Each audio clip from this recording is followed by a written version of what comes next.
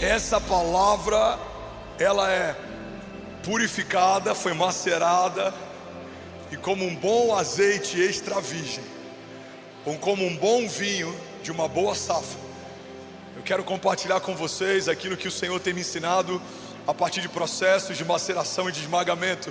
Eu quero falar com alguém que é um homem natural, revestido de sobrenaturalidade, que é alguém comum, mas que serve a um Deus extraordinário, que é alguém improvável, mas que, mesmo sem saber o porquê, foi escolhido por Deus para algo maior do que poderia imaginar. Eu quero falar com alguém aqui nessa manhã, que não poderia estar onde está, viver o que vive, ter o que tem, mas sabe que tudo que viveu até aqui ainda não é nada comparado àquilo que o Senhor vai fazer a partir daqui. Alguém comigo diga amém. Já somos 14 mil famílias, Japão conectado, Albânia conectado, aleluia. O tema da mensagem de hoje fala sobre algo que a gente odeia viver, mas ama contar depois que viveu. Fala sobre algo que é amargo enquanto vivemos, mas é doce depois que contamos sobre o que vivemos. Porque todo teste é amargo enquanto se passa, mas todo testemunho é doce enquanto se conta. Eu lembro da dor de passar por provações, privações, humilhações, perseguições, traições. Mas eu lembro também, todas as vezes em que eu falo sobre o que Deus fez a partir dessas coisas, como a glória da segunda casa sempre foi maior do que a da primeira. Como a dupla honra de Deus sempre operou no lugar da minha vergonha e da minha falta. Eu quero falar nessa manhã sobre provação. O tema da mensagem de hoje é: o Senhor é a fonte de toda provação. Não, vou falar de novo. Alguém crente desse lado aqui vai queimar comigo nessa manhã. Levante as suas mãos e declara com autoridade. Mesmo que te dou a falar isso, fala com um sorriso profético no rosto. Fala: o Senhor é a fonte de toda provação. Quando eu entendo provação como uma linguagem do céu antes de uma promoção, eu entendo que todas as vezes que o Senhor me alinha para algo maior do que eu já vivia até então. Eu entendo que correção é cuidado e não punição. Eu entendo que provação é algo que antecede uma próxima estação. E é interessante quando a gente entende o que de fato é uma provação e de onde elas vêm e o propósito pelo qual elas vêm, a gente começa a ficar um pouco mais atento. E eu confesso que em várias estações, diante de algumas provações, eu me preocupo, eu às vezes me abato, mas quando eu lembro que a provação vem de Deus e não do inferno, isso acalma o meu coração e isso me enche de esperança em relação ao meu futuro. Guarda isso em nome de Jesus. Todas as vezes que o inferno se levanta contra você, não é para te provar, é para te destruir. Mas todas as vezes que o Senhor permite que alguma provação venha sobre você, não é para te destruir, é para te elevar. Deus está preparando o teu caráter para suportar o peso da nova unção que está a caminho. Alguém me ajuda a pregar em nome de Jesus? Fala para quem está do seu lado: você precisa de caráter para sustentar a unção. Você precisa de caráter para sustentar a unção. É como um herdeiro que recebe muito do pai, mas não recebeu do pai caráter ou estrutura para saber se portar com muito que recebeu. A culpa é do menino, que a vida inteira foi feito menino, ou a responsabilidade é do pai, que sendo grande não fez em casa um menino se tornar um homem grande para receber o que ele receberia no seu futuro. A gente precisa entender que Deus como um bom pai, como a essência da paternidade perfeita, Deus como um bom pai que zela pelos filhos e sabe corrigi-los e alinhá-los, Deus como um bom pai que é zeloso para não derramar sobre você algo que vai se perder, ou se dissolver, ou se diluir. Deus como um bom pai que, conhecendo a natureza da odre e conhecendo a força do vinho, não vai despejá-lo em lugar que pode fazer com que ela venha implodir. Deus como um bom pai não está punindo você quando te faz esperar, ou não está levando uma penitência sobre você quando te faz ser provado. Não, Deus como um bom pai está garantindo que a sua rica herança será derramada sobre alguém que está pronto para receber aquilo que o céu sempre esteve pronto para derramar. Alguém comigo diga amém. Eu ouvi algo uma vez que me marcou. O JB Carvalho estava numa mesa e ele falou: Fernandes, meninos não aprendem a ser homens sozinhos. Todo menino precisa de um homem para ensinar como um homem se porta. É por isso que quando o menino tem em casa um pai que talvez não honra a sua esposa como deveria, a probabilidade dele repetir isso é muito grande, porque de forma inconsciente, involuntária, repetimos muitos dos padrões de comportamento que a gente viu ao longo da construção do nosso caráter, inclusive aqueles que a gente tinha ojeriza. Você se percebe no meio de uma crise fazendo tudo que você odiava ver o seu pai fazer, falando no tom que você odiava ver o seu pai falar, levantando a voz ou sendo agressivo como você odiava ver o seu pai ser. E assim são as mulheres.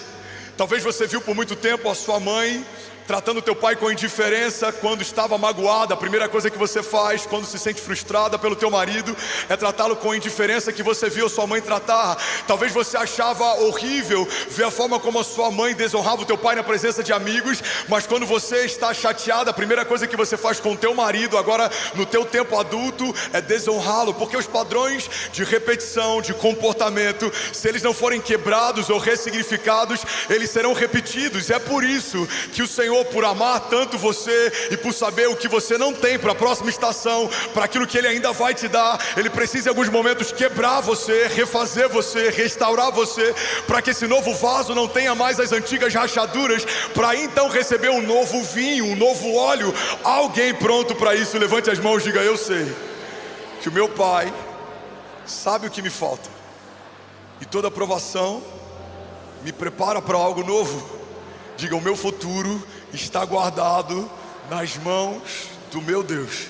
Ele sabe o que eu preciso, Ele sabe o que me falta, Ele sabe o que me espera, e eu preciso descansar na certeza de que Deus continua sendo Deus, de que Deus continua sendo bom. A sua vontade é boa, agradável e perfeita, e nenhuma folha cai sem que haja uma permissão do Senhor. Diga: nada cairá ao meu redor sem que o Senhor permita. Diga: mas assim como o Senhor permite provações, privações, desertos, levantes, tempestades, o Senhor também me exalta quando a tempestade passa, quando o deserto cessa, quando os gigantes caem, quando a fornalha aquecida se torna refúgio seguro, quando a cova dos leões se torna lugar de milagre. A minha boca contará testemunhos, e uma geração contará a outra geração sobre a grandiosidade dos feitos de Deus. Se você crê nisso, irmão, você pode dar um brado de liberdade no seu lugar. Vamos, se for para Ele, será que alguém pode fazer barulho nessa manhã? Aleluia, aleluia.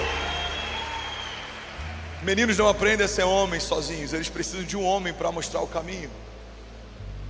E é nesse entendimento, e é debaixo desse entendimento, que a gente começa a perceber que Deus, como um bom pai, está nos levando a lugares mais altos. Ele está preparando a nossa estrutura para receber algo maior, mais elevado, algo que eu não vi, algo que eu nunca toquei, algo que é novo.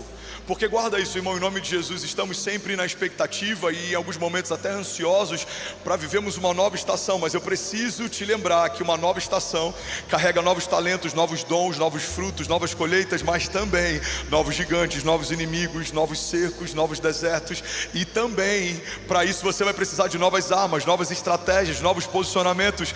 Então, se o novo de Deus carrega novidade em todas as áreas, sejam nas boas ou nas ruins, sejam debaixo de um favor novo, de uma unção nova ou de um levante novo, uma estratégia do meu inimigo nova, eu preciso entender que para cada nova estação o Senhor vai me brifar primeiro. O Senhor está criando impressões no meu espírito, o Senhor está me mostrando, demonstrando, alertando, apontando para algo que eu não vivi. Eu não sei como é, eu não sei de onde vem, eu não sei o que passa, mas uma coisa eu sei: Deus está me preparando, porque no tempo perfeito do Senhor, quando os céus disserem aprovado, há uma nova dimensão de fé e de unção, de provisão e de favor, algo que os meus olhos naturais não viram, algo que os meus ouvidos naturais não ouviram, algo que o meu coração natural não sentiu, mas Deus já revelou por meio do seu Espírito. Alguém comigo diga: eu sei que o meu amanhã será melhor que hoje.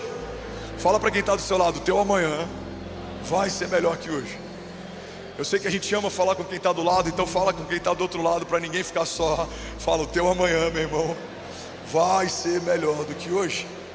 Alguém recebe isso? Diga amém. Vamos lá, vamos começar.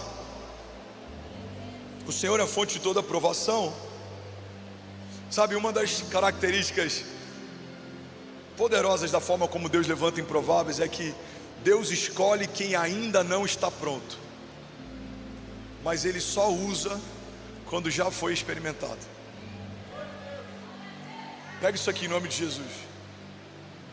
Deus escolhe quem ainda não está pronto. Por isso que a gente não entende quando promessas vêm sobre homens, que a gente talvez de forma natural olha e fala, ele não está pronto para aquilo que ele acabou de ouvir, ele não está pronto para o sonho que ele carrega, ele não está pronto para a visão que ele tem. Pois é, Deus não tem dificuldade em escolher quem não está pronto, mas Ele não vai usar até que seja experimentado. Deus escolhe o menino Davi, mas Ele usa um homem Davi, um Davi maturado, um Davi experimentado. Deus escolhe o menino José, mas Ele usa um homem que foi experimentado em prisões, em cadeias, em tribulações. Deus envia o menino Jesus, mas com 30 anos, de baixa maturidade, depois de ser batizado e repousar sobre si uma porção do Espírito, Ele usa o Jesus homem, maduro, experimentado, que aprendeu e ensinou nas sinagogas, que percorreu longos caminhos e tinha pés marcados, já tinha uma pele marcada, já tinha mãos marcadas.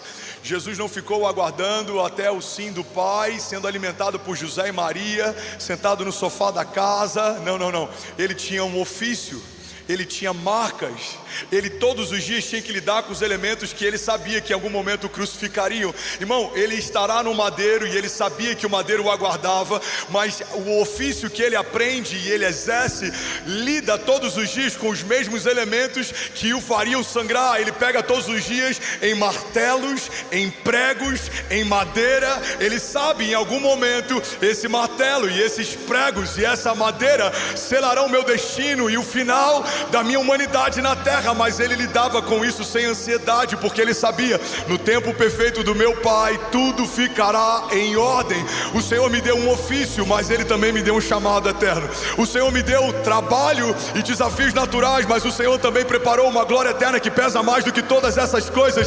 O Senhor me deu uma família, mas eu sei que também antes dessa família natural e dos filhos que eu tenho, da mulher que eu tenho, o Senhor me fez parte de uma família, de um reino, e me estabeleceu, e na eternidade Ele me plantou, e eu estou enxertado numa videira verdadeira, e eu carrego uma herança que vai além desses dias. A herança que eu vou usufruir não fala a respeito de décadas, fala a respeito de uma eternidade que não tem começo nem fim. Antes que tudo existia, Ele era. Depois que tudo passar ou deixar de existir, Ele continua sendo, e eu estarei com Ele, estarei nele, sendo como Ele é, até a eternidade futura e desde a eternidade passada.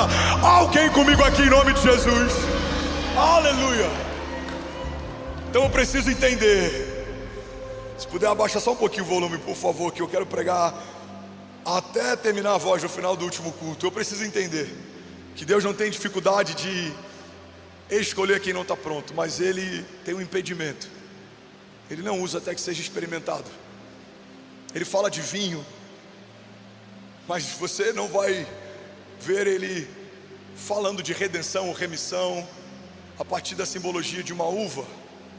Ele fala de óleo, de azeite, mas você não vai ver na palavra Ele usando a redenção ou remissão, o revestimento ou empoderamento a partir da simbologia de uma azeitona.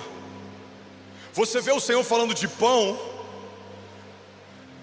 mas você não vai ver Ele usando uma simbologia falando de quem você é a partir da simbologia de uma farinha. Não. O Senhor usa coisas prontas que foram processadas, que foram esmagadas, que foram trituradas, que foram cozidas, que foram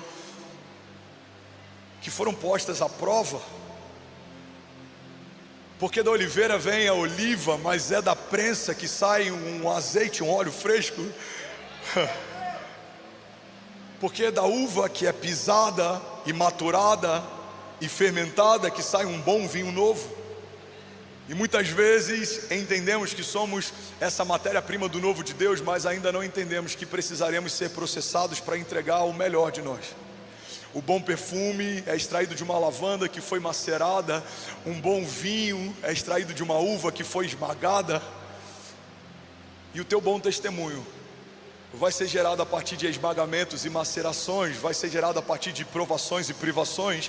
E eu não estou profetizando algo que é ruim, eu só estou te falando que a palavra nos ensina. A gente vai decorrer sobre isso, a gente vai entender e aprender sobre isso. E ao longo da palavra de hoje, se você está enfrentando alguma provação, você vai ter a esperança e entender que isso não é um problema, isso é um presente. Deus está te preparando para algo novo.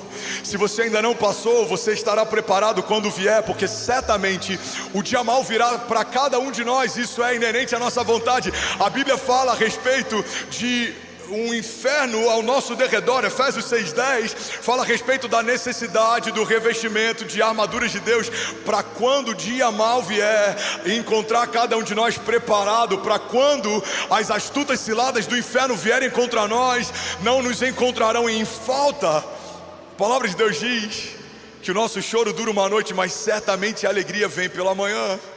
A palavra de Deus diz que aqueles que semeiam com lágrimas, com alegria trarão os seus feixes. Então a verdade é que não há dúvida sobre o dia mau, ele certamente existe. Mas para quem permanece em Cristo também não há dúvida sobre o dia bom. A redenção está a um clamor de se tornar resposta. Alguém comigo diga amém. Alguém queimando junto com Jesus nessa manhã diga glória a Deus. Ainda bem que eu vim, Jesus. Será que alguém pode celebrar Jesus alto e mais alto? Aleluia. Aleluia. Sabe, o azeite fala sobre revestimento. Azeite fala sobre autoridade. Azeite fala sobre governo, poder. O óleo foi colocado em vários momentos ao longo da história bíblica. Foi colocado sobre sacerdotes, e a partir de profetas foi colocado sobre reis. O óleo foi colocado sobre doentes, no Antigo e no Novo Testamento. Os presbíteros derramavam óleo sobre enfermos, para que a partir desse toque, dessa unção, fossem curados. O óleo foi colocado para iluminar, era colocado em candeias para que a partir da combustão ele gerasse luz onde não havia luz. E por isso as noivas prudentes precisavam guardar o óleo além da medida necessária para que não fossem encontradas em falta. O óleo foi colocado na cabeça das ovelhas para que as moscas não repousassem sobre feridas que ainda estavam abertas. O óleo também foi utilizado em guerreiros para que os seus opositores, quando tentassem agarrá-los, não conseguissem pegá-los. Você está escorregadinho em meio a batalhas quando o inferno tenta te pegar, porque você está encharcado de óleo, do alto da cabeça à planta dos pés. Há um óleo fresco derramado sobre você. Você se tornou agora alguém imparável. Em Jesus você é mais do que vencedor. Em Jesus você tem autoridade e governo. E há uma diferença entre poder e autoridade. Fomos revestidos de ambas. Poder significa quando você está encharcado de algo que libera um destino, ou que afeta uma matéria, ou que estabelece uma nova natureza. É como dínamo, é como dunamis. Quando algo acontece, a natureza precisa se submeter ao sobrenatural. Isso é poder. E autoridade, pastor? Autoridade é poder de mando. Manda quem pode, obedece quem tem juízo. É quando debaixo do poder que há no nome de Jesus e da autoridade que lhe foi confiada como Filho de Deus, encharcado de um óleo fresco, você ordena e tudo que é natural ou sobrenatural lhe obedece. Jesus disse: eu darei à minha igreja a chave do reino, e aquilo que ligarem na terra será ligado nos céus, e aquilo que desligarem na terra será desligado nos céus. Por isso, debaixo da autoridade do nome de Jesus, quando você estende as mãos sobre os teus filhos e libera destino, ou sobre a tua casa e reivindica coisas, ou sobre alguém enfermo e ordena que todo espírito de enfermidade seja cancelado, isso não acontece porque você é bom, ou porque o teu braço é forte, ou porque você é sábio, ou porque carrega conhecimento humano. Não, isso acontece porque debaixo da unção do Senhor todo jugo é despedaçado, tudo que estava quebrado é restaurado, tudo que estava em falta é suprido. Alguém comigo aqui diga amém. Agora o vinho representa a alegria. O vinho representa renovação, renovo. Em outros momentos o vinho representa nova natureza. uma nova história, uma nova pessoa, vivendo um novo tempo, debaixo de um vinho novo. A gente vê uma passagem em que um homem chamado de bom samaritano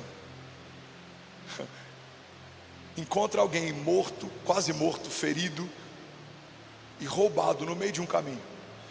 E muitas vezes a nossa teologia diminuiu essa história para falar de justiça social ou de ação social, quando na verdade, por mais que possa ser usado como exemplo para esse tipo de tema, essa parábola fala sobre algo muito mais alto, muito mais poderoso. Fala a respeito de um Salvador que não era daqui, mas veio para cá. É por isso que o homem caído, quando o sacerdote ou o levita passou por ele pelo mesmo caminho, não fez nada. Não é que ele não queria fazer, ele não podia fazer. Um homem caído não poderia salvar outro homem em queda. Um homem perdido não poderia salvar outro homem que estava perdido. Então Deus enviou o seu próprio Filho, o Verbo encarnado, fruto de uma semente incorruptível, que não saiu de um homem, mas do próprio Espírito Santo de Deus, sendo gerado dentro de um ventre virgem que nunca tinha sido visitado. Então esse homem, vindo de um outro caminho, como estrangeiro, ele encontra a criação caída, ferida, quase morta, e ele então tem compaixão, e ele então tem empatia, e ele então derrama sobre esse homem duas coisas: óleo e vinho. Porque é isso que você precisa. Você não precisa, irmão, de nada que não venha de Deus para você. Você não precisa de nada que venha da mão de um homem para você, mas você precisa. A tua vida depende de vinho novo e óleo fresco. Porque é isso que sara feridas, é isso que redime você do teu pecado, é isso que restaura a tua sorte, alegra o teu coração, é isso que renova o teu interior. Então um bom samaritano, um estrangeiro, um homem que veio por um outro caminho, encontrando a criação caída, derrama sobre as feridas abertas vinho novo e óleo fresco, e leva até uma hospedaria e paga o preço e dá uma ordem, cuida dele e deixa um recado: eu vou voltar para buscá-lo. Essa é a minha história e a sua. E na minha história e na sua, se não tiver óleo, os dias não serão alegres. Você pode se tornar seco. Ninguém consegue comer um pão a vida inteira sem beber algo junto. Você vai ficar entalado. E esse é o desafio de muitas pessoas que se alimentam da palavra, mas não estão debaixo do poder. Começa a ter tanta vaidade em relação ao quanto de versículos conhece, ou quanto de profundidade teológica tem, mas sem o revestimento de poder, você está em sérios perigos. Agora também há aqueles que, encantados pelo poder do vinho novo, acabam se embriagando e querem só poder, mas não tem fundamento, não tem profundidade, não conhecem as promessas, não entendem a história, não ouviram sobre o futuro. Isso também é poderoso, mas só vinho é muito perigoso. Você precisa de pão e vinho para que tenha alicerces, mas também caminhe debaixo de autoridade, para que tenha fundamentos, mas também caminhe debaixo de sobrenaturalidade, para que você tenha história e bagagem, mas também caminhe debaixo de uma expectativa pela liberação do novo de Deus. Essa é a mesa que Melquisedeque provê, essa é a mesa que o bom pastor provê depois que a gente enfrenta vales de sombra e morte. A Bíblia fala que a gente pode enfrentá-los e ainda assim não temeremos mal algum. A Bíblia fala que mesmo que haja vale de sombra e morte ao nosso redor, há um bom pastor que nos leva mansamente em águas tranquilas, que nos guia em pastos verdejantes, e ao final dessa trajetória há uma mesa preparada pelo Senhor para nós. E nessa mesa tem pão, e nessa mesa tem vinho. Essa mesa não tem trigo, essa mesa não tem uva, essa mesa tem pão e vinho, essa mesa tem óleo derramado sobre a tua cabeça. A Bíblia diz: o Senhor prepara uma mesa para mim na presença dos meus inimigos, e Ele me honra ungindo a minha cabeça com óleo. Seria estranho estar assentado numa mesa preparada pelo Senhor e uma dezena de azeitonas sendo derramadas sobre a minha cabeça, ou ter sede pelo vinho novo de Deus e apresentar um cálice e uma porção de uvas ser derramado sobre ela, ou ter fome e na expectativa pelo pão da vida, um ramo de trigos cair do céu. Ele não é o trigo que desceu do céu, Ele é o pão que desceu do céu. Ele não é a uva nova, Ele fala sobre um vinho novo. Vamos, alguém aqui? Ele não fala sobre uma azeitona fresca, Ele fala sobre um óleo fresco. E a pergunta que eu e você precisamos nos fazer em toda estação de provação é: por que em algum momento eu acreditei que Deus me usaria sem antes me experimentar? Ele está macerando você para que saia o que é seu e fique só o que é dele. Ele está macerando você para que saia o teu pior e fique só o melhor dele. Eu não sei você, mas a experiência de comer uma azeitona com caroço é péssima. Eu não sei você, mas eu amo quando ela já vem sem o caroço. E eu imagino que em muitos momentos a gente espera que Deus nos use exatamente assim, mas Ele está tirando o caroço, Ele está tirando a pior parte, Ele está tirando o que ainda é seu, Ele está tirando o que ainda tem o teu cheiro, Ele está tirando o que ainda está debaixo da tua vontade, para que fique só o que tem o cheiro dEle, para que fique só o que corrobora com a vontade dEle. Então não é mais sobre você, agora é sobre Cristo em você. Agora não é mais sobre a tua vontade, agora é sobre a vontade de Deus em você. Vamos, alguém comigo aqui? Agora não é mais sobre os teus planos, é sobre os meus planos. Eu bem sei os pensamentos que tenho a respeito de vocês, diz o Senhor, pensamentos de paz e não de mal, para te dar o fim que você deseja. Irmão, essa palavra é liberada sobre um povo que está a caminho de um cativeiro. Essa palavra é liberada sobre o Senhor para trazer a memória de um povo que está sendo levado escravo. Ele está dizendo: o caminho não é o melhor, mas o destino é. O caminho não é o mais leve, mas o final da história é. Ele está dizendo: eu sei os pensamentos que tenho a respeito de vocês. E aí ele completa dizendo: para lhe dar o fim que você deseja.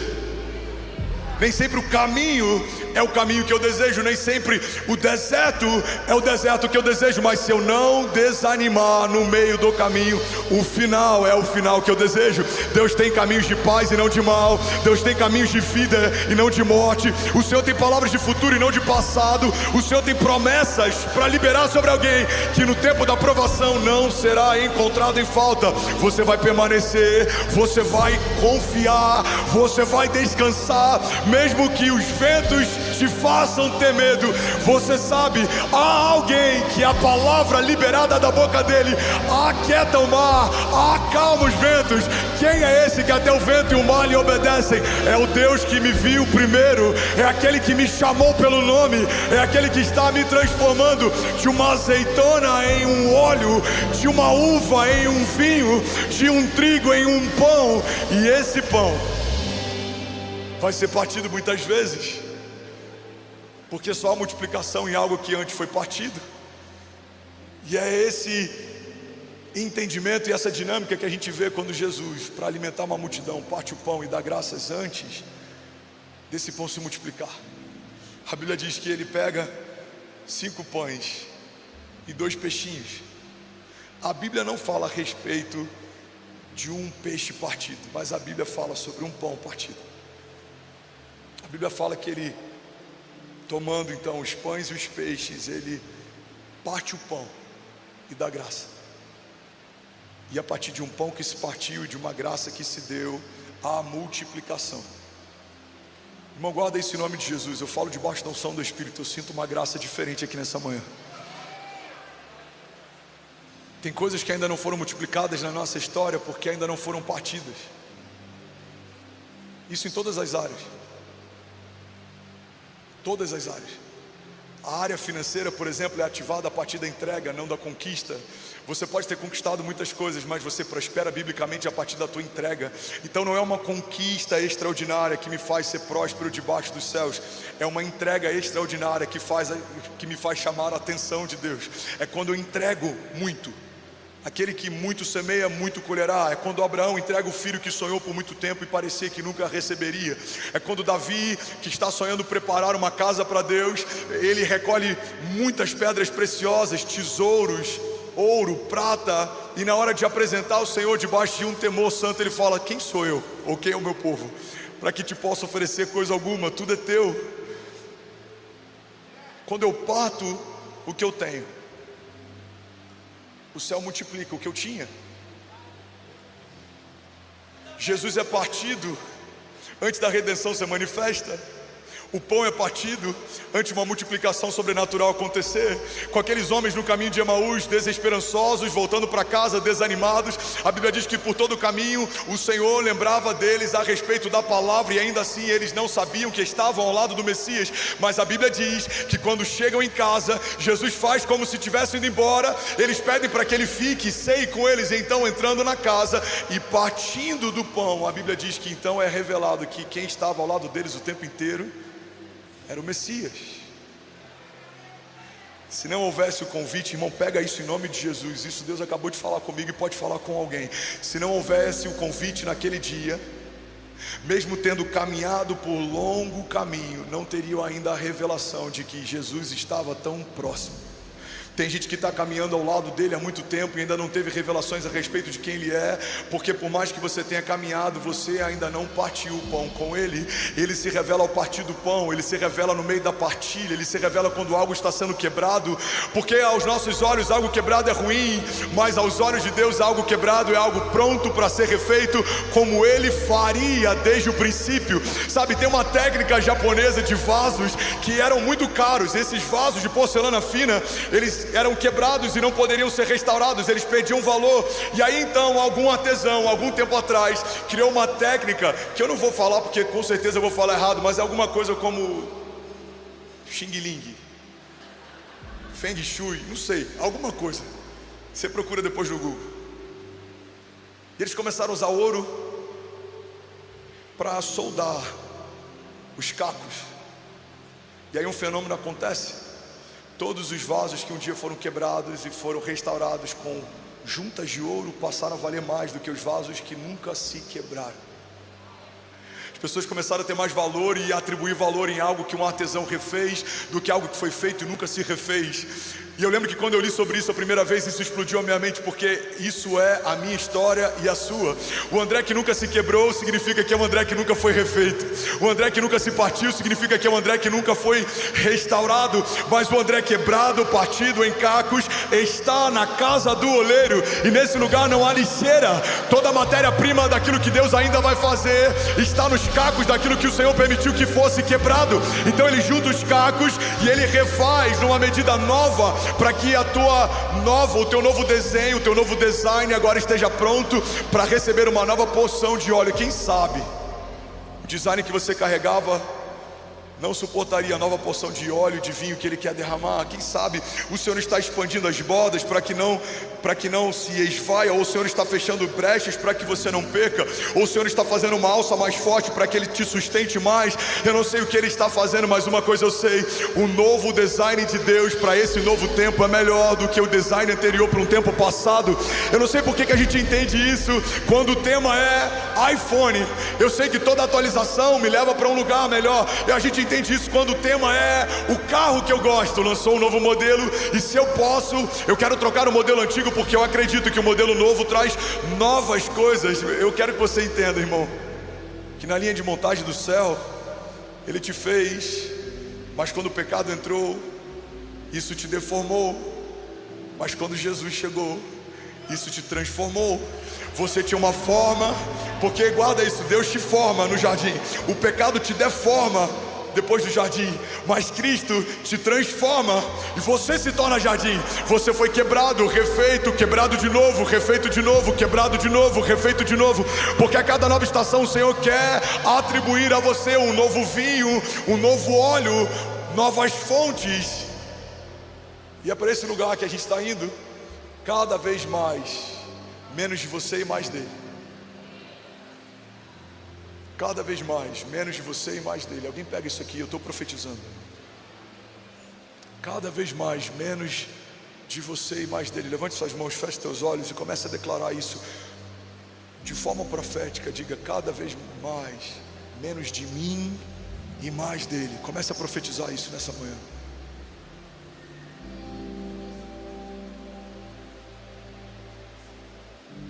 Aleluia. Aleluia, você está comigo? Diga amém. Irmão, Ele permite que a ferida seja aberta, mas guarda isso aqui em nome de Jesus. Deus não é um Deus de feridas, mas Deus é um Deus de cicatrizes. Deus não é um Deus de feridas, igreja de Jesus, mas Deus é um Deus de cicatrizes. Vemos todos os heróis da fé marcados em todo tipo de provação e tribulação. Vemos o Verbo encarnado, o Filho de Deus, marcado por todo tipo de tribulação e provação. Vemos os apóstolos de uma igreja primitiva marcada por todo tipo de tribulação e provação. Vemos o primeiro mártir da igreja primitiva com o seu rosto encharcado de uma glória que resplandecia, havia luz sobre a face dele, mas as pedras estavam a caminho. Ele foi apedrejado e morto porque não negou a fé.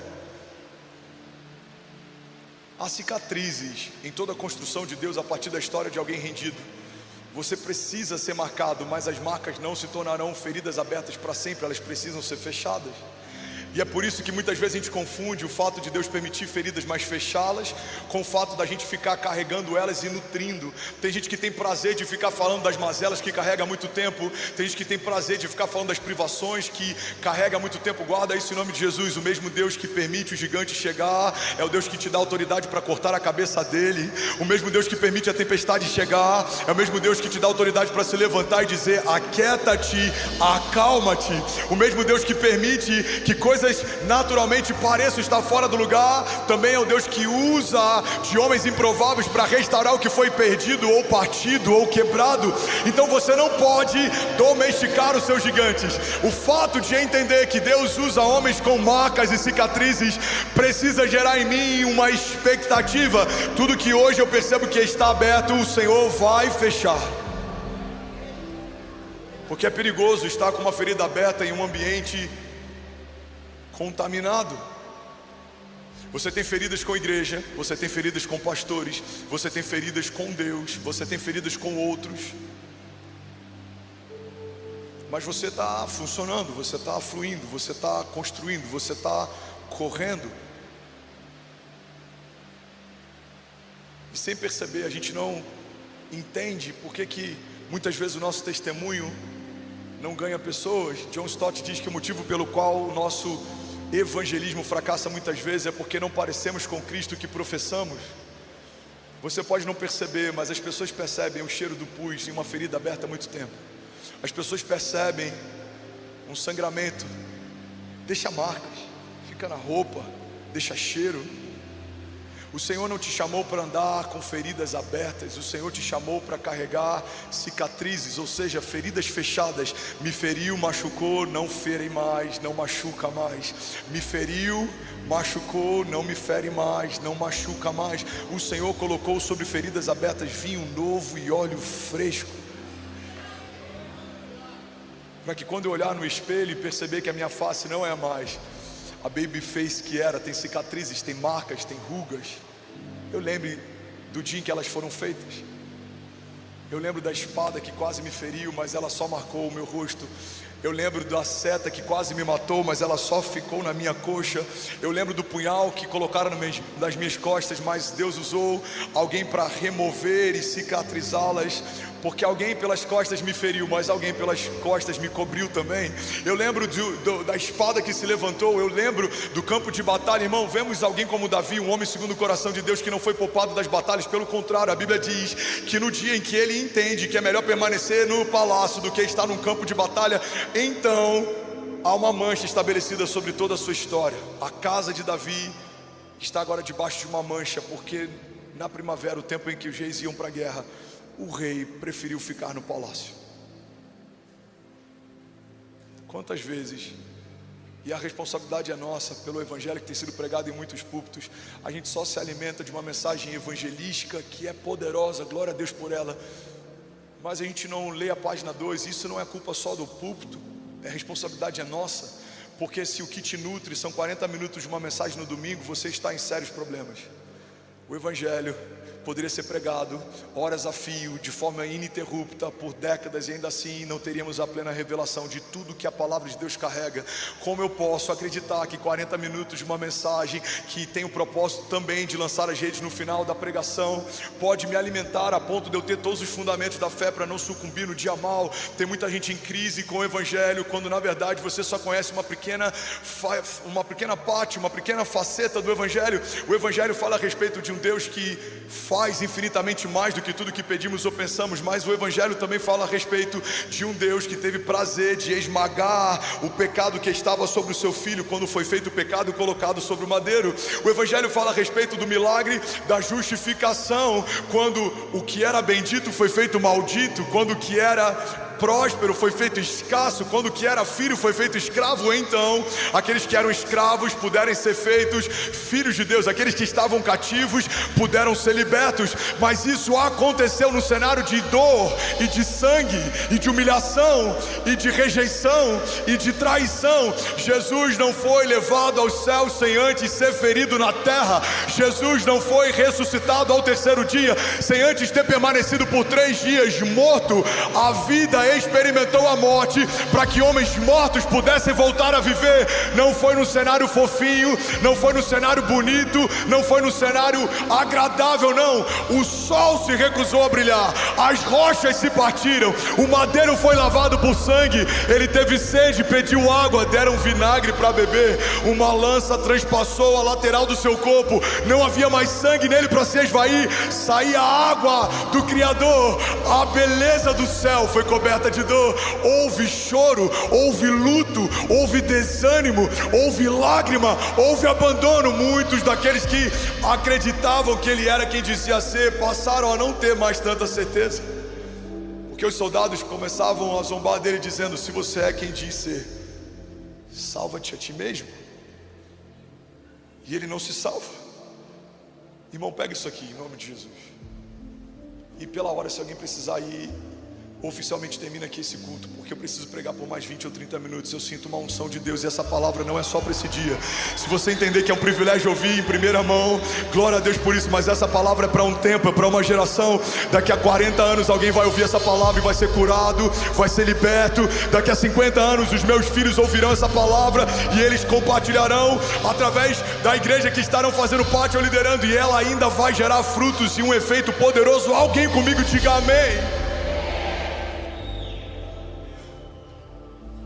Salva-te a ti mesmo. Ele não salvou. Isso, para muitos que estavam ali naquele dia, era a definição clara de que ele não era quem dizia ser. Por quê? Porque ele não se poupou. Pega isso aqui, irmão. Olha, se ele realmente é o Messias, eu acho que ele em algum momento vai acabar com essa palhaçada toda aqui. Irmão, espera só. Jesus vai mandar um raio sobre os soldados, ou ele vai fulminar ele só com olhar. Alguma coisa vai acontecer. Eu acho que ele vai fazer o que fez com a figueira. Talvez ele vai fazer o que o profeta fez com aqueles que zombavam da calvície dele. Alguma coisa vai acontecer, e nada acontece. Ele está lá quase entregando o Espírito. Os cravos transpassaram as mãos e os pés. Tem dor para respirar. Ele está nu, ele está entregue, ele está vulnerável, ele está envergonhado, e ele não está ali por qualquer outro motivo senão pelo fato de alguém que ele escolheu a dedo para fazer parte de um grupo seleto vendeu o lugar secreto. Judas fez mais do que entregar Jesus, ele vendeu o lugar secreto. Ele disse onde ele estava, ele revelou quem ele era. Pastor, o que isso tem a ver com a minha história? Além da redenção, tem algo que acontece todos os dias quando a gente está em meio a provações. A gente acredita que pelo fato de Deus nos salvar, não nos salvar em meio a algumas provações, significa que talvez Ele não seja tão poderoso, ou talvez Ele não nos queira tão bem, ou talvez Ele tenha nos abandonado. Mas entenda isso em nome de Jesus. Quando Ele faz isso com o pai da fé, Abraão, Ele o poupa. Mas quando Ele faz isso com o próprio filho, Ele precisa ir até o final. Com Abraão ele fala: Abraão, não precisa, eu já sei, você tem o meu coração. Mas com Jesus ele não estava provando o coração dele para ninguém, porque não há ninguém superior a ele mesmo para que ele pudesse provar.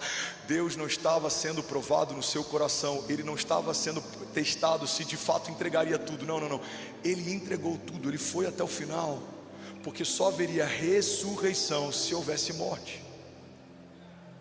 Pega isso aqui em nome de Jesus. Só a dupla honra onde há vergonha, só a restauração em algo que foi perdido, só a redenção em algo que foi roubado. Redenção tem como um dos significados resgate, ou seja, alguém que viveu redenção significa que estava cativo, você foi sequestrado. É por isso que a palavra de Deus diz que fomos transportados do império das trevas para o reino do seu Filho amado. É como se você estivesse em um cativeiro e então entrou a divisão anti-sequestro e você foi removido. Mas você não vai ser removido para permanecer onde estava, você foi removido para ser transportado para um lugar seguro. E é por isso que a Bíblia diz que estávamos em um império, mas fomos transportados para um reino.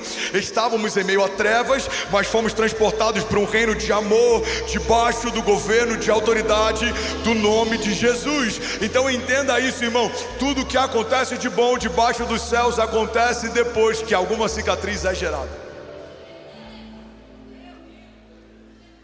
Isabel ouviu de muita gente que ela era estéril,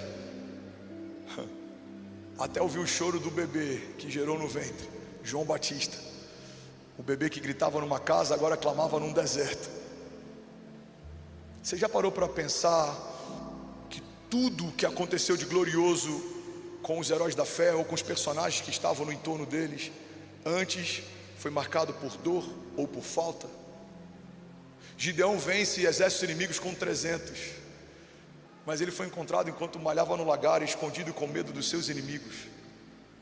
Noé foi poupado de um dilúvio, mas ele viu toda a terra que era conhecida ser destruída, e ao abrir das janelas da arca, e ao sair pelas portas da frente, por mais que houvesse a alegria de saber que a sua família foi poupada, eu imagino que não deve ter sido fácil ver a quantidade de morte, o cheiro que estava sobre a face da terra, porque Deus se enojou de tal maneira com a criação, que poupou uma família, mas não poupou mais ninguém.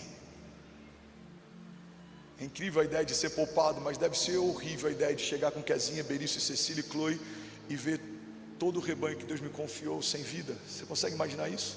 Ou você chegando no teu trabalho e você está vivo, mas todos os seus colegas de trabalho foram dizimados.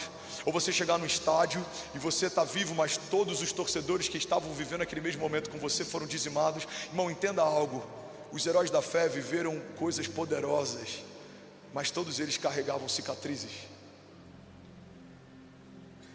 José foi vendido pelos irmãos. Você imagina a dor de saber que você agora é escravo, tem corrente nos seus pés, tem chicote nas suas costas, porque um irmão te vendeu. Davi foi perseguido pelo Saul, o rei que ele honrou, que ele derrotou o gigante para honrar o seu reinado, que ele tocava a harpa para acalmar o seu interior. Agora quem o persegue? Você consegue imaginar, irmão, a dor de Daniel, sabendo que homens estão fazendo de tudo para tentar matá-lo, mas ainda assim ele não nega a fé, e agora onde ele está cercado por leões dentro de uma cova escura. Para pensar no que os heróis da fé enfrentaram. A gente quer estar debaixo do governo e da autoridade de Davi, a gente quer sonhar os sonhos de Deus como José, a gente quer viver pela fé como Abraão, a gente quer ver o mar se abrir enquanto a gente caminha como Moisés. A gente quer que Deus preserve a nossa casa em meio a uma geração perdida e um tempo de crise como Noé. A gente quer carregar a autoridade e o poder do nome de Jesus, mas a gente não quer passar pelos dilúvios, desertos, privações, provações, cadeias, pelo Calvário. A Bíblia fala: se você quer me seguir, toma a tua cruz e segue-me. A cruz de Jesus fala a respeito não só do dia mau, mas também, não lembro de quem é essa citação, do John Stott ou do Tim Keller, eu não lembro. Ele diz que não podemos apresentar a Cristo parcialmente, falar da sua humanidade e não da sua divindade, falar da sua morte e não da sua ressurreição. Não podemos falar de parte de quem Ele é, porque se falamos de parte de quem Ele é, não estamos falando sobre Ele. Ele é 100% homem e 100% Deus. Ele foi feito carne, mas o seu corpo foi glorificado, ao terceiro dia ressuscitou dos mortos, está à direita do Pai, intercede por nós. Ele é o caminho, a verdade e a vida. E é sobre isso que eu vim falar nessa manhã. Alguém recebe algo de Deus aqui nessa manhã? Diga comigo: Deus não é um Deus de feridas, mas Deus é um Deus de cicatrizes. E prova disso é que Jesus, quando ressuscita dos mortos, não esconde as suas marcas. O corpo ressurreto dele carregava as suas chagas. Olha para mim, recebe disso. Eu sinto um temor do Senhor, vai além daquilo que a gente pode estar entendendo. Eu não estou ministrando sobre entendimento, eu estou ministrando no Espírito. O teu Espírito está sendo edificado, a gente está sendo forjado para uma nova estação. Eu creio que Deus está nos levando para um lugar de maturidade.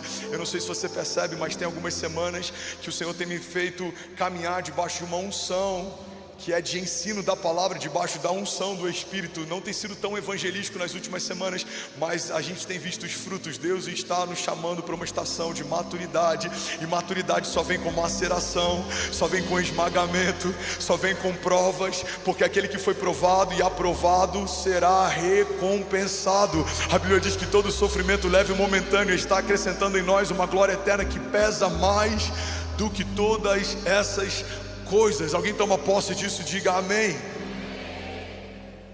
Jesus se apresenta com as chagas. Alguns ainda têm dúvidas se de fato é Ele. Tomé fala: eu só creio se eu conseguir ver. Olha para mim. Ele fala: bem-aventurado aqueles que vão crer mesmo sem ver. Ele está falando de você. Você não viu Jesus fisicamente, você não tocou nas chagas dele, você não o viu caminhando pela sala, mas você sabe que Ele é real, você crê que Ele é suficiente, você reconheceu o nome dEle, você é bem-aventurado, bendito, bem-sucedido, porque não precisou que Ele aparecesse e te provasse que Ele é quem dizia ser. O que Tomé exige dele é a mesma coisa que os soldados romanos exigiram: se você é quem diz ser, me prove. Deus não precisa provar que é Deus, a gente só precisa crer que Ele é quem a gente sabe que Ele é, se a gente quer viver o que a gente sabe que Ele pode fazer.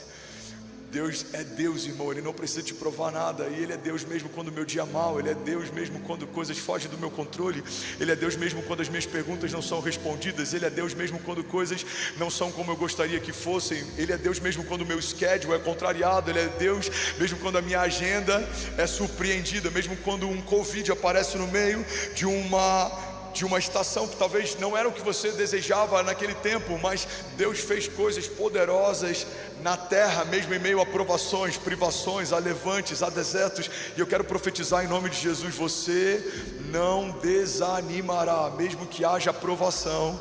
Essa provação é para te levar para um lugar mais alto. O Senhor está te tornando mais forte, o Senhor está estruturando os teus fundamentos, o Senhor está aprofundando as tuas raízes, para que você não seja um crente mimado, para que você não seja um filho sem marcas. O Senhor está te permitindo ser marcado, porque por mais que a gente não entenda hoje, lá na frente você vai entender. Agora eu sei o porquê do Senhor ter permitido passar pelo que eu passei. Eu estou fortalecido, eu estou mais experimentado, eu carrego maturidade, eu fui provado, e o Senhor viu graça nas minhas provações, e eu fui aprovado, e o Senhor derramou sobre mim uma dupla honra que excede tudo que eu já passei até aqui. Alguém comigo? Diga amém.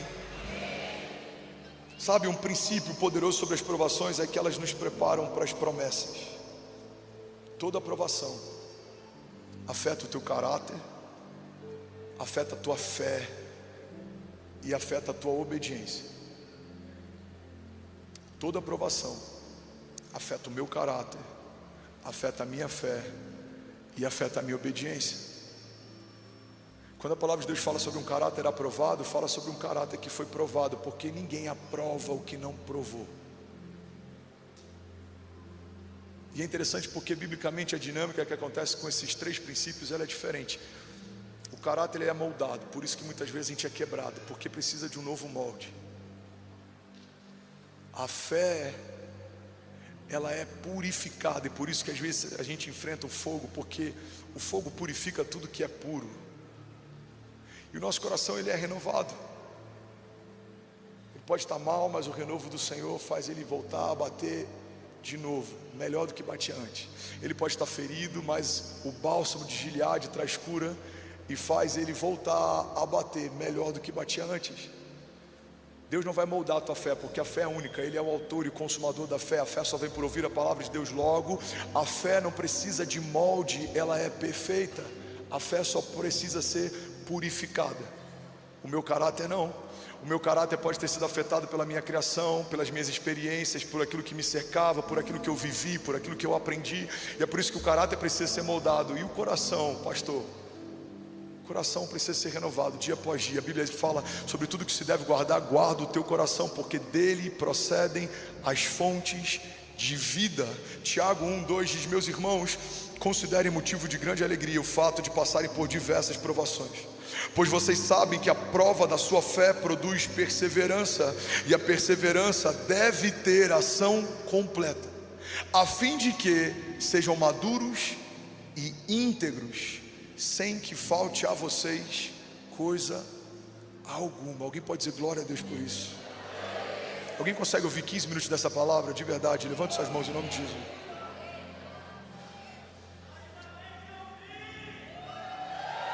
Aleluia, aleluia, aleluia, bendito é o teu nome, Jesus. Aleluia. Pastor, eu estou com fome. Jejua 1 hora, 1 horinha a mais para você almoçar, não vai mudar nada. Pastor, eu tenho um compromisso. Avisa, os céus estão abertos. Tem um livro chamado Caçadores de Deus, e esse livro fala a respeito de um culto que não terminou. A presença do Senhor invadiu o lugar, a glória invadiu a casa. E aí eles ficaram lá por 1 hora, 2 horas, 5 horas, 8 horas. Daqui a pouco a secretária chama o pastor no dia seguinte pela manhã, e ela fala: tem gente batendo na porta, tem gente ligando, querendo entender o que está acontecendo, o que a gente faz. Ele fala: avisa que estamos ocupados demais com os céus abertos.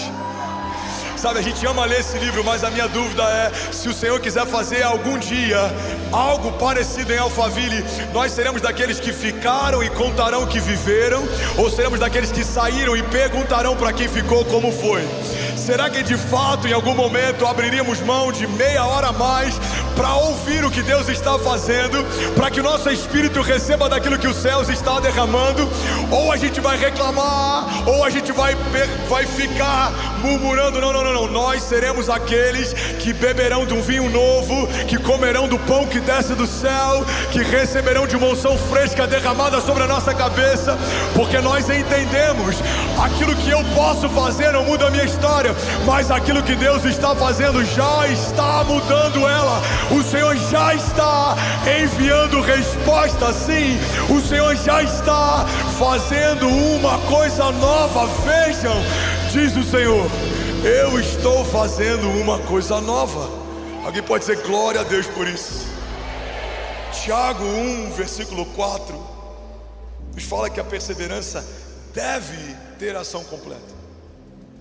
E o propósito, logo em seguida ele diz: a fim de que, ou seja, com o propósito de que vocês se tornem maduros e íntegros, sem que lhe falte coisa alguma.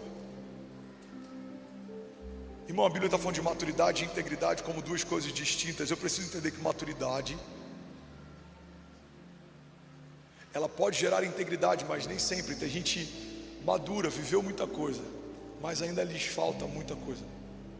A Bíblia fala que a perseverança deve ter ação completa, com o propósito de que nos tornemos maduros, ou seja, experimentados, homens de dores, cicatrizes, e também íntegros, ou seja, nada nos falta, suficientes, plenos.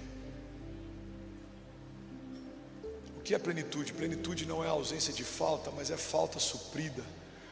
Eu tinha faltas, mas o Senhor me supriu. Eu tinha dores, mas o Senhor me curou. Eu tinha reclamações, mas o Senhor me redimiu. Então, eu me tornei inteiro, íntegro, pleno, maduro, perfeito, para que o Senhor não me encontre em falta, para que o Senhor veja em mim a possibilidade de me dar mais, porque o Senhor que acrescenta talentos também volta para a prestação de contas. A Bíblia fala de um Senhor que distribuiu dons e talentos, e isso eu quero que você entenda que tem a ver com tudo que você carrega de bom. Tudo que você carrega de bom é Cristo em você. Tudo que você carrega de mal é só você. Você é criativo, Ele é o Deus criativo. Criatividade significa atividade de criar, atividade de estabelecer o que não existe. Você é amoroso, você só ama porque Ele te amou primeiro. O que a palavra de Deus diz: amamos porque Ele nos amou primeiro. Você tem fé, a fé que você tem é Ele que te deu. Ele é o autor e consumador dela, é Ele quem entrega e concede. Você é ousado, é o Senhor que te fez ousado. O Senhor não nos deu o espírito de covardia, mas de poder, amor e equilíbrio. Você é um sonhador.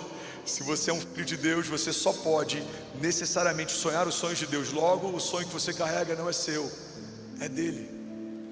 Você, como uma mulher que gera no ventre algo que, por mais que esteja em si, não é seu, O filho não é a extensão do seu corpo, e essa é a agenda que o inferno tem gerado para nos fazer entender que aborto é algo aceitável.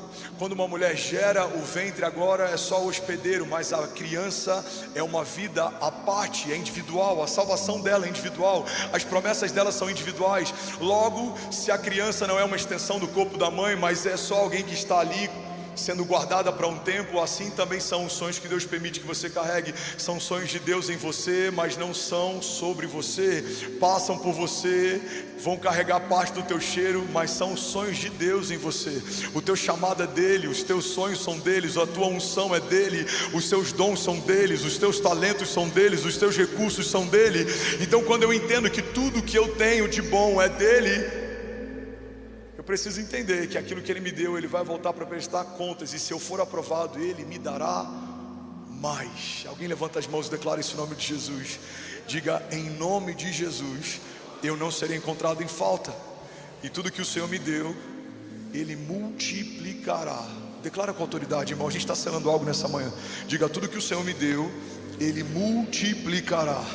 Sejam dons, talentos, unção, sabedoria, recursos, tesouros, sementes, saúde, ideias. Tudo que o Senhor me deu, ele multiplicará em nome de Jesus. A verdade, irmão, é que muitas vezes a dor é a pior coisa que a gente gostaria de estar vivendo, mas é uma das coisas mais poderosas que a gente poderia viver. Tem uma frase do C.S. Lewis que eu acho poderosa. Ele diz que a dor é o megafone de Deus para despertar um mundo surdo. O trecho completo dessa citação, ele fala: Deus fala em nossa consciência. Sabe quando você está fazendo algo que não deveria fazer e você sente que não deveria fazer? Deus fala na nossa consciência, mas ele grita através das nossas dores. Quantas vezes o Senhor tentou chamar a nossa atenção através da consciência, a gente fingiu que não ouviu. Agora o Senhor está gritando através das nossas dores, e não tem como fingir que não está ouvindo. Isaías 48:10: depois de passar pelo fogo, sairá como ouro refinado. Deus não prova ninguém, André. Assinado Satanás. Olha o que a palavra de Deus diz, Salmos 11:5: o Senhor prova o justo, mas o ímpio e quem ama a injustiça, a sua alma odeia. 1 Pedro 1:6: nisso vocês exultam, ainda que agora, por um pouco tempo, devam ser entristecidos por todo tipo de provação. Assim acontece para que fiquem firmados na fé, para que seja comprovado que a fé que vocês têm, muito mais valiosa do que o ouro que perece, mesmo que refinado pelo fogo, é genuína e resultará em louvor, glória e honra quando Jesus for revelado. Alguém pode dizer glória a Deus por isso? Deuteronômio 8:2 diz: lembrem-se de como o Senhor, o seu Deus, os conduziu por todo o caminho no deserto durante esses 40 anos, para humilhá-los e pô-los à prova, a fim de conhecer as suas intenções e saber se iriam obedecer aos seus mandamentos ou não. Deixa eu só abrir um parênteses aqui. O contexto desse texto fala sobre um povo caminhando no deserto, sendo provado e as suas motivações sendo testadas. Mas nenhum deserto é em vão, nenhum teste é sem propósito. Por que Deus está provando o povo? Porque depois do teste tem uma terra prometida, tem um lugar que emana leite e mel. Depois do teste, gigantes serão vencidos e uma terra será dada a um povo como herança. Irmão, guarda isso em nome de Jesus. Antes de toda recompensa extraordinária, o Senhor permite que desertos sejam estabelecidos, porque Ele está testando nossa motivação e o quanto a gente deseja viver aquilo que o Senhor preparou. Eu não sei se você já fez isso, mas se você quer gerar no teu filho maturidade, Ei, vocês estão me ouvindo? Fica ligado. Você não vai dar para ele um presente de Natal no dia 1º de dezembro. Alguém faz isso? Você pode até antecipar no dia 22, vai. Eu confesso que eu já fiz isso algumas vezes. Mas você não vai dar no dia 25 de novembro um presente que preparou para ele, ou 2 meses antes do aniversário. Por quê? Porque a gente está ensinando para os nossos filhos que eles precisam aprender a esperar. Um dos conselhos que eu dou quando alguém está tendo problema no namoro, com um namorado ou uma namorada que não quer esperar, é exatamente isso. Pastor, a minha namorada não quer esperar.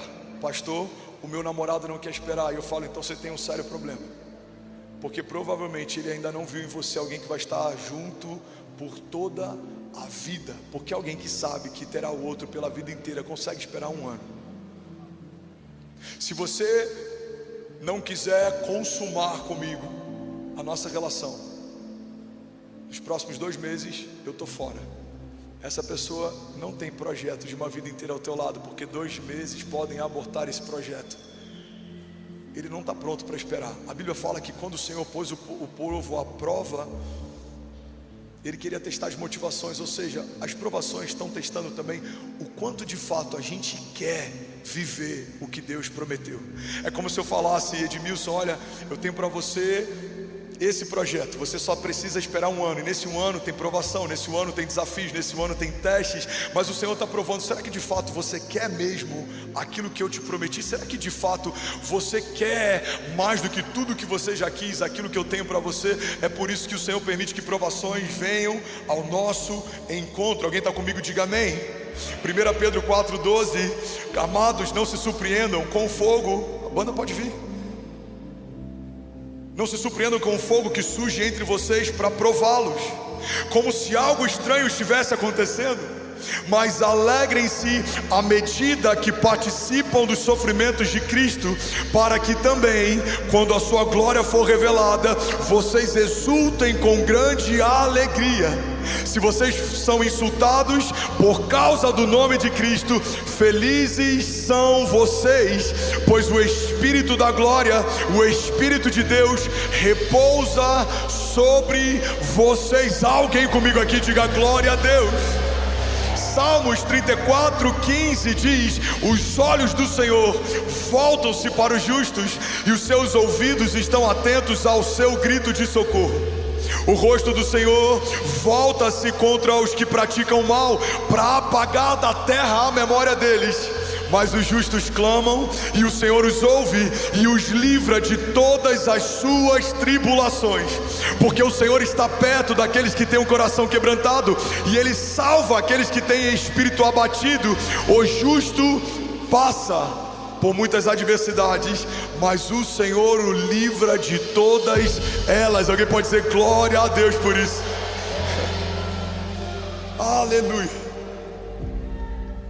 Hebreus 10:36, vocês precisam perseverar de modo que, quando tiverem feito a vontade de Deus, recebam o que Ele prometeu. Gálatas 6:9, e não nos cansemos de fazer o bem, pois no tempo certo colheremos, se não desanimarmos.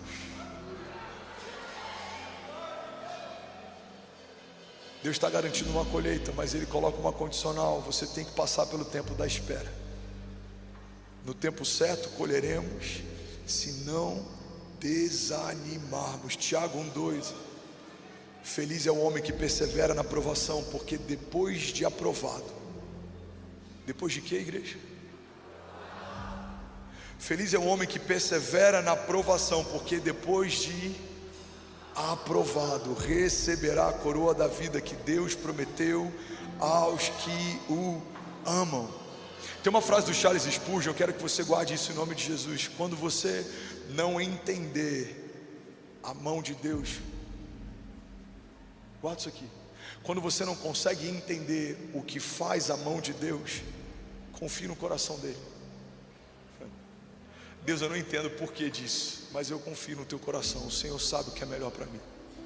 Senhor, eu não consigo entender esse caminho, mas eu confio no teu coração. O Senhor sabe o que é melhor para mim. Pai, eu não consigo entender o porquê desse deserto. Pai, eu não consigo entender o porquê dessa calúnia. Pai, eu não consigo entender porquê dessa traição. Pai, eu não consigo entender porquê essa falta. Mas eu confio no teu coração. Quando você não consegue entender o que faz a mão de Deus, confie no coração dele. Salmos 103:1 diz: bendiga ao Senhor a minha alma, bendiga ao Senhor todo o meu ser, bendiga ao Senhor a minha alma, e não se esqueça de nenhuma de suas bênçãos, porque é Ele que perdoa todos os seus pecados e cura todas as suas doenças. É Ele que resgata a sua vida da sepultura e o coroa de bondade e compaixão. É Ele que enche de bens a sua existência, de modo que a sua juventude se renova como a águia. Alguém pode dizer glória a Deus por isso? Tim Keller diz que a base central de segurança de um cristão não é quanto você acredita, mas é em quem você acredita. Talvez por conta de algumas provações você pode não estar tão seguro quanto já se sentiu um dia. Talvez você pode não estar tão alegre quanto já se sentiu um dia. Mas não é sobre isso que você está sendo provado. Não é o quanto você acredita. A Bíblia fala que se você tiver uma fé do tamanho de um grão de mostarda, ela é suficiente para gerar árvores tão frondosas que as aves dos céus farão ninho na copa das suas folhas. A Bíblia não está perguntando quanto você crê, mas a Bíblia está perguntando na tua provação em quem você crê. O salmista diz: eu elevo os meus olhos aos montes, porque é de lá que vem o meu socorro. O meu socorro vem do Senhor, que fez os céus e a terra. Ele não se cansa, Ele não desanima, Ele não me abandona, Ele não se abate, Ele não é limitado, Ele é invencível, Ele é inabalável. É Ele quem guarda a cidade, apesar de haver nos portais dela um sentinela. É Ele quem edifica a minha casa, apesar das minhas mãos com muito trabalho a edificarem também. É Ele quem garante vida longa, é Ele quem me dá prosperidade, é Ele quem dá a semente ao que semeia, é Ele quem me respalda na presença dos meus inimigos, é Ele que me honra numa mesa preparada na presença deles. E em meio a toda crise e provação, em meio a todo cenário de falta, haverá um final que será melhor do que foi o teu início. Eu declaro em nome de Jesus: o teu amanhã será melhor que hoje, porque se você permanecer e não desanimar, tempos gloriosos estão a caminho. Alguém toma posse disso em nome de Jesus? Então fica de pé, eu quero profetizar sobre você. Fica de pé. 2 Timóteo 2,13 diz: se somos infiéis, ainda assim Ele permanece fiel, pois o Senhor não pode negar a si mesmo. Pastor, eu estou fraco. Eu sei, eu também me sinto assim várias vezes. Essa semana foi uma semana difícil para mim. Foi uma semana em que eu me senti pressionado, esmagado. Mas a palavra de Deus para todo aquele que se sente fraco é: diga ao fraco, eu sou forte. Pega isso em nome de Jesus. Instrumental, pode ministrar junto comigo. Diga ao fraco, eu sou forte. Guarda isso aqui. Tem momentos que a gente se sente fraco e está esperando o Senhor falar: ei, Rafa, você é forte. Ei, Lucas, você é forte. Ei, Letícia, você é forte. E a gente se frustra porque não está ouvindo isso. A palavra está dizendo: diga ao fraco, eu, o Senhor, sou forte. Sou eu quem te fortaleço. Da tua fraqueza brota a minha força, das tuas mazelas brotam o meu socorro, da tua falta brota o meu transbordo, do teu medo brota a minha coragem, dos teus desertos brota água doce que vem da rocha fendida, do teu dia mal brota o meu testemunho. Tem outra passagem, eu finalizo aqui, eu vou profetizar sobre você, que a Bíblia fala que no mundo tereis aflições, mas não tenham medo, tenham bom ânimo, eu venci o mundo. E a gente completa com algo que Deus nunca completou: eu venci o mundo e vocês vão vencer também. Não é isso que a palavra de Deus diz? Ele está dizendo: eu venci o mundo. That's it. A tua vitória não vai vir de uma vitória que você vai conquistar. A tua vitória vem de uma vitória que Jesus já conquistou. Ele está dizendo, eu venci o mundo, ponto. Não precisa ser vencido. Você não vai vencer algo que já se venceu. Você não vai ganhar algo que já se ganhou. Ele está dizendo, no mundo tereis aflições, mas tens de bom ânimo. Eu venci, game over. O inferno perdeu. Onde está a morte, a sua vitória? A morte foi entregada pela vida. O rei ressuscitou. Onde está a morte, os seus aguilhões, as correntes, as sentenças? A morte foi vencida. Ele ressuscitou. E aí, tudo bom? Você acabou de assistir uma mensagem aqui do nosso canal. Eu tenho certeza que ela te edificou e que ela vai gerar algo novo em você. E a gente separou mais 2 vídeos. Eu quero deixar essas indicações aqui para você continuar queimando com Jesus. E eu quero muito te fazer um pedido também. Se essa mensagem te edificou, comenta aqui embaixo, segue o canal, me ajuda a compartilhar para que mais pessoas sejam tocadas também. Deus te abençoe.